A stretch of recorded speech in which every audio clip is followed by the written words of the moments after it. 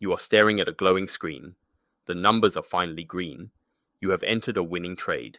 It feels completely exhilarating. Why does your chest suddenly feel so tight? You watch the chart tick upward. The profit is real. You could walk away right now with a guaranteed win. You hit the sell button, locking in a tiny gain, and breathe a sigh of relief. Why do you then watch in horror as the asset rockets 100% higher over the next month? You just sabotaged your own success. You probably blame your lack of discipline.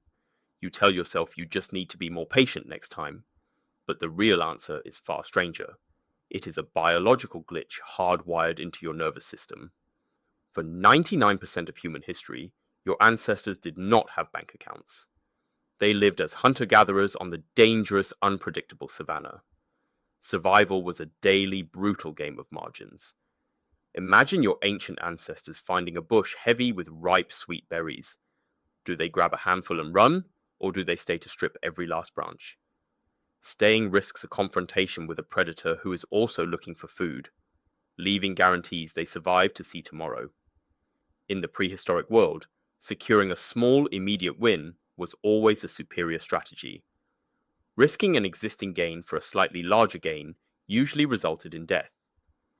Your brain evolved to aggressively protect what it already holds in its hands. How does this ancient survival software handle the abstract numbers of modern financial markets? It completely short-circuits. It creates a psychological trap that destroys modern portfolios. In 1985, researchers Hirsch Sheffrin and Meir Statman gave this trap a name. They called it the Disposition Effect. They analyzed the trading records of thousands of individuals and discovered a baffling, contradictory pattern. People are wildly eager to sell winning investments, but stubbornly refuse to sell losing ones. You hold on to the red, praying for a miraculous turnaround. You cut the green, terrified it will suddenly vanish. You are doing the exact mathematical opposite of what creates long-term wealth. Why is it so physically difficult to simply let a winning trade run its course?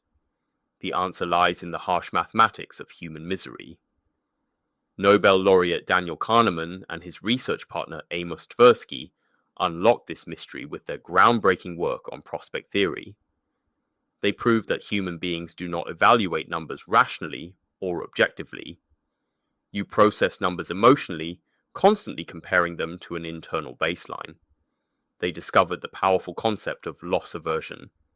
The psychological agony of losing $100 is mathematically twice as intense as the joy of gaining $100.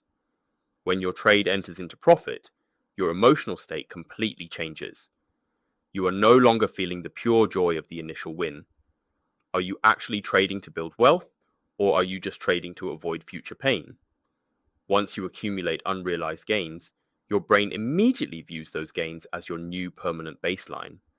A temporary market pullback from that peak feels exactly like a devastating, permanent loss.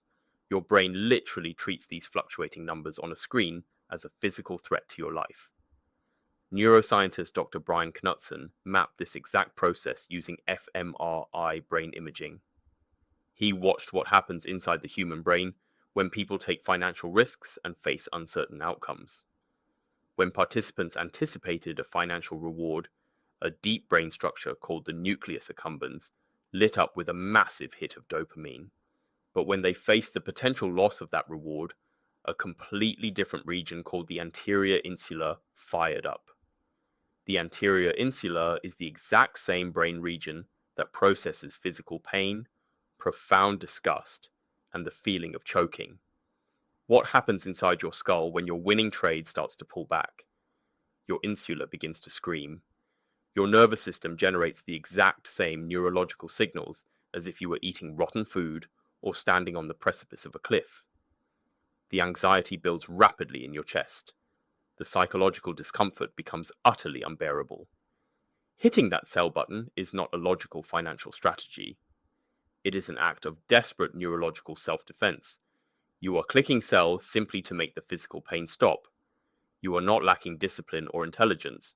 You are fighting millions of years of evolutionary programming designed entirely to keep you alive. Your ancient brain thinks that green profit on the screen is a piece of meat in a dangerous jungle. It demands that you consume it immediately before a predator takes it away. But the modern financial market is not a savanna. The greatest financial fortunes are made by doing what is biologically uncomfortable. Wealth requires you to act completely unnaturally. You have to train your nervous system to sit quietly with the acute discomfort of being in profit. You have to watch the insula fire off its primal warning signals, acknowledge them, and choose to do absolutely nothing.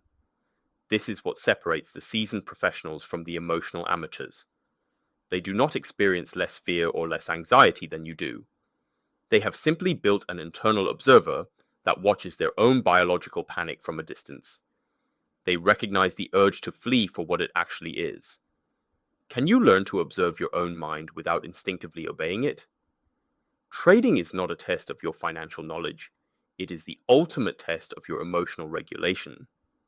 Every time you open a chart, you are stepping into an arena with your own evolutionary biology.